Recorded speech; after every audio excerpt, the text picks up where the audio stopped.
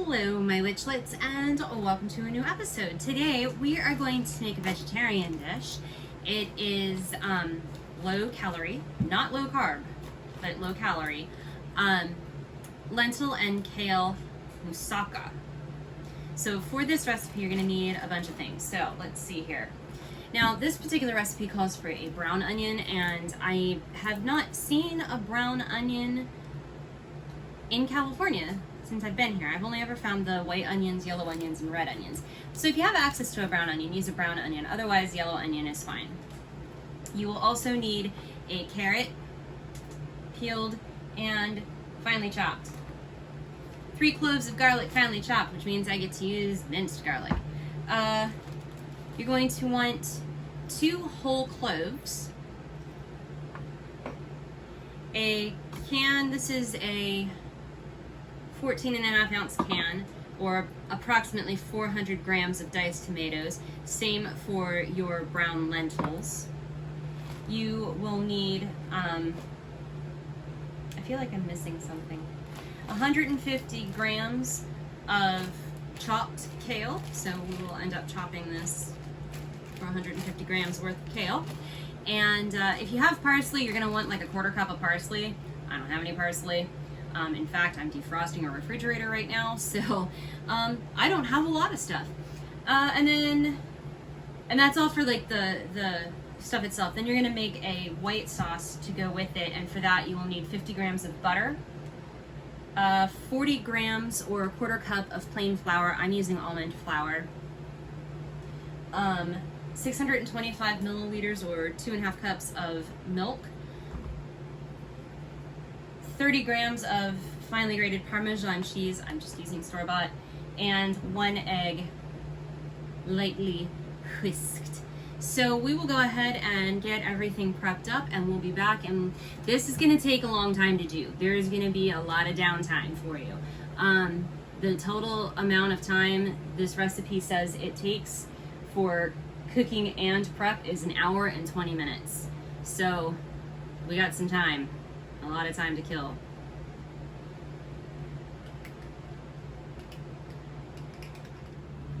Alright, so what we're going to do is we're going to heat 1 tablespoon of olive oil over medium-high heat, and once that gets nice and heated, we are going to add our onions. Sizzle, sizzle.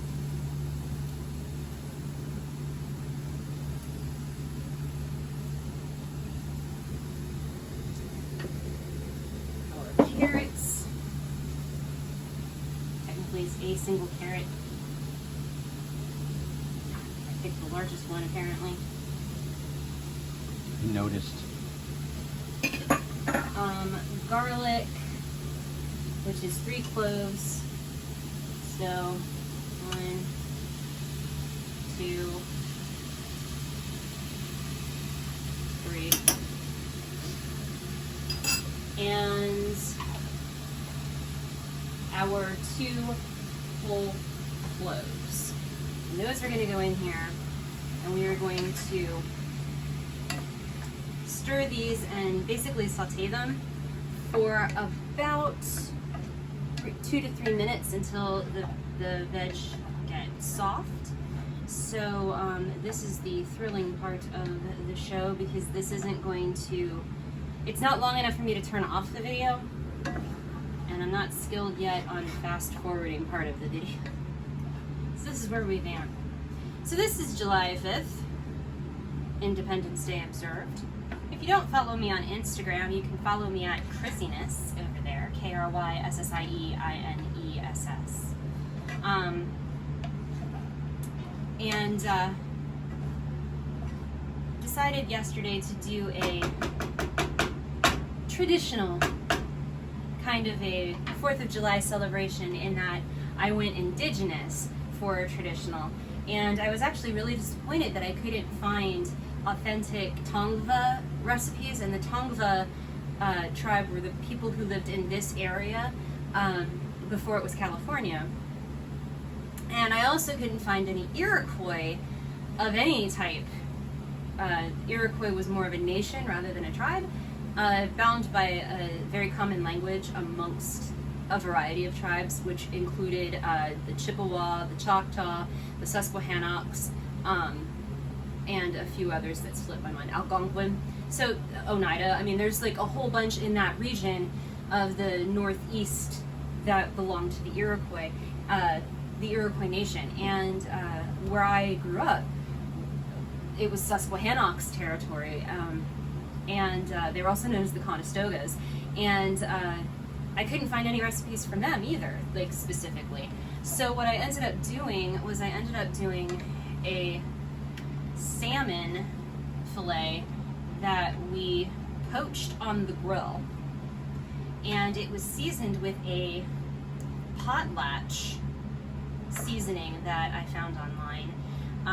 And potlatch is actually a northwestern indigenous tribal term for a family get-together. It was either the get-together itself or the building it took place in. So I seasoned the salmon with that, and then I made Three Sisters Succotash. And Three Sisters is what they would call corn, beans, and squash. It was like their three staples. So I had never made succotash before. I'd never had succotash before. It was my first time in both of those areas, and cameraman Ken encouraged me by saying it was the best succotash he'd ever had, which made me really happy because he grew up eating it. I did not. So at this point, our veg is soft. So there's a whole bunch of history for you that you probably didn't necessarily need to know or even care about, but that's okay. I'm a wellspring of useless information. So up next, we want to stir in our tomatoes with the liquid. You do want the liquid from this. And our lentils, which have been drained and rinsed. And we'll have to clean this in a bit. And then you're also going to add in, if you're using parsley, you add in your parsley here. But then you're also going to add in half a cup of water. And this is where it just says to season, which I assume means use salt and pepper, because that's what I'm going to do. But you're going to stir this around, and I'm actually going to go ahead and turn this burner on. I need to get that oil warmed up anyway. So you're going to stir this, season with salt and pepper. Salt.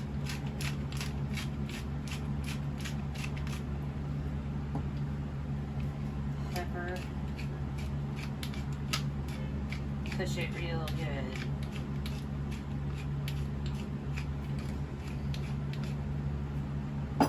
And then stir this again. Now what I'm doing with the saute pan that's there, I have another tablespoon of oil in it, and this particular, so I'm going to switch these out. This we're going to do some kale in. This needs to simmer for 8 to 10 minutes, which hopefully I'm not still talking in 8 to 10 minutes. But we'll see. I'm going to set an alarm just in case. Boom. I am talented. Alright, I'm going to set an alarm on my watch here. This is thrilling content, I know. So excited to see me setting timers. Is that the one I want? What did I say? 8 to 10? Yeah, 10 minutes, that'll do. Okay, so now what we're going to do is we're going to heat this oil. Change those out of the way. In this saute pan. And we are going to take, just so you have an idea, this is 150 grams of kale, and it's kind of tightly packed in here. So, and this is a 4-cup measure, so it's a lot of kale if you look at it from that particular standpoint. But what we're going to do is we're going to heat this oil, which it's probably about as heated as it's going to get. And then we're going to put our kale in here. Sizzle. And we're going to stir this around. And this is supposed to be over high heat, so we're going to turn that up.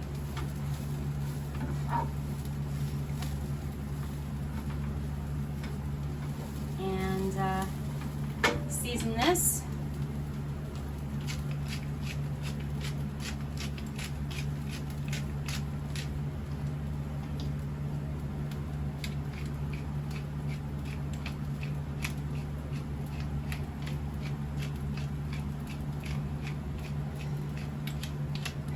We like pepper. There we go. And give it a quick stir. And then this, we are going to cook this for 4 to 5 minutes as well. So I don't really have anything more to vamp about. And since that needs to go for another 8 minutes, I'm just going to go ahead and stop this portion of the video. And when we come back, these things will be done and set aside, and we will start on our white sauce.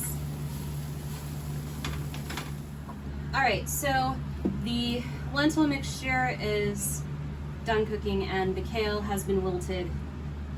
Now we're going to start on our white sauce, which starts with a basic roux. So we have 50 grams of butter in here that we're going to melt over medium-high heat. And I'm using almond butter, so this roux, not almond butter, almond flour, it would be a very different roux if I was using almond butter. So this might turn out a little bit differently than a regular roux would, but it's okay. You would think this butter would melt faster, given that it's like 9,000 degrees outside. At this time, you probably want to preheat your oven to 350 degrees, unless you are in England, at which point you will want to heat it to 180 degrees centigrade, or what does it say in here? 160 degrees centigrade fan forced. I have no idea what that means, but it sounds pretty cool. So there you have it. Convection oven. Fan forced is a convection oven? Okay. I don't know these things. It's all like high tech. So you're supposed to heat this until foaming, which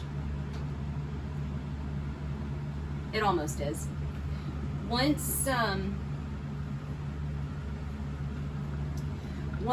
this is foaming, which, well, it's bubbling, so I guess that's now. So you're gonna sprinkle in your flour and you're gonna stir quickly to combine it.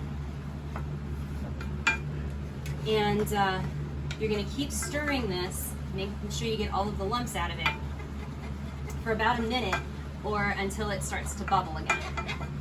So this will be a little time here. You want to be careful not to burn your flour, because if you burn your roux, then you have to start all over again. And this is very, very warm. Okay, so once we get that going, we're going to have to remove it from the heat here in just a moment. That's good. That looks great. Move it back here, and we are going to gradually stir in the milk until smooth. Boy, I need like extra hands.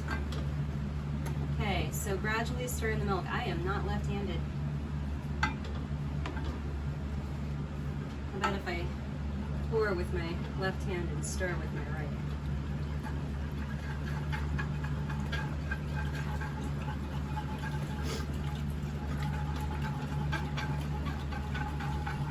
Two and a half cups of milk, or 625 milliliters is what you're looking for. I'm using whole milk because I prefer cooking with whole milk. Okay. And then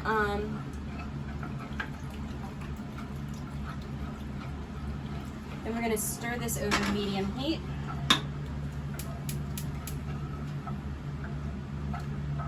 This is really difficult to do on a gas stove that doesn't have any markers other than off and high.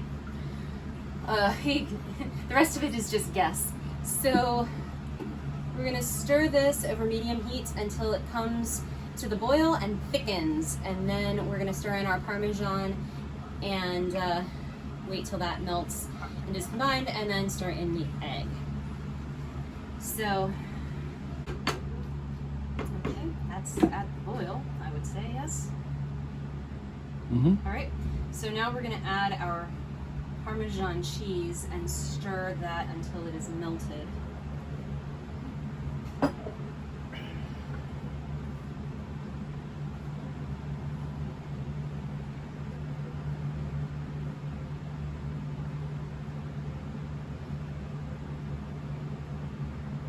Which is now, this is not thickening the way it should, but that's okay. I'm going to go ahead and turn off the heat and add the lightly beaten egg.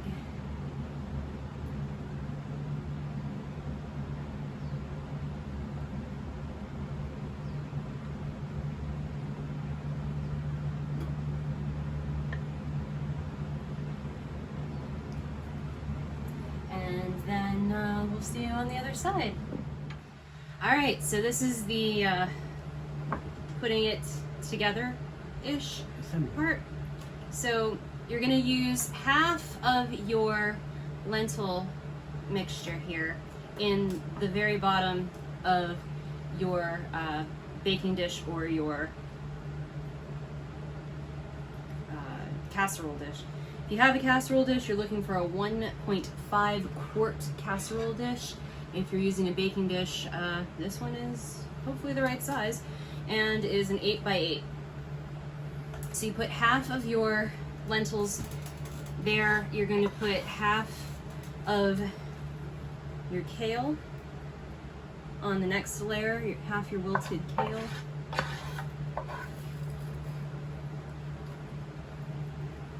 And just kind of spread that because it likes to clump together.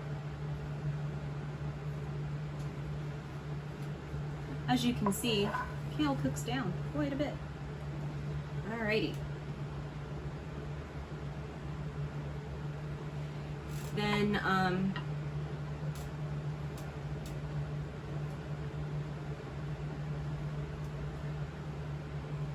going to put the rest of your lentil mixture on top of the kale.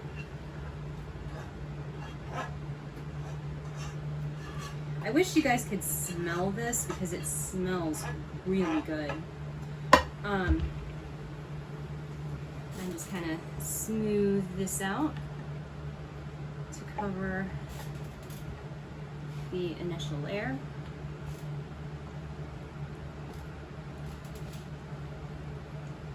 Just like that. And then you're going to put the rest of your kale, if I can grab this, on top of your, your lentils, just like that. And that's why I had this set up the way I did. There we go. Alrighty.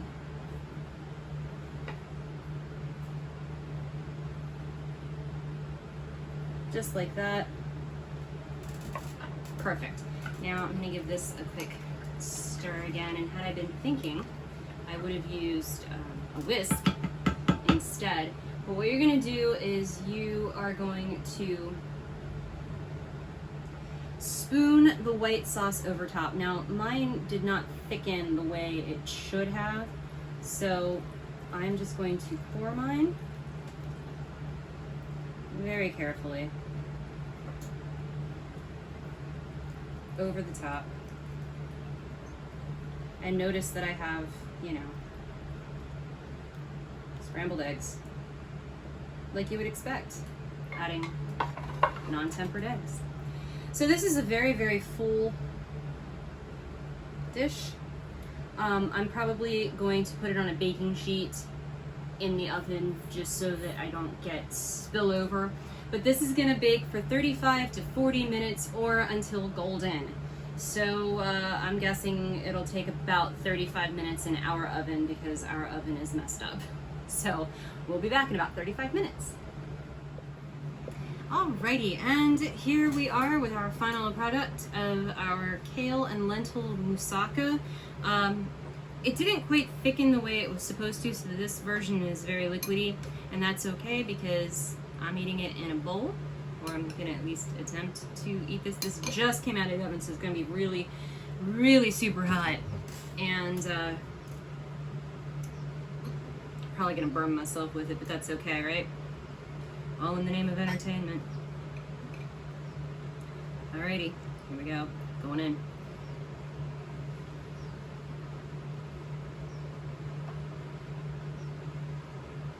Entertaining content.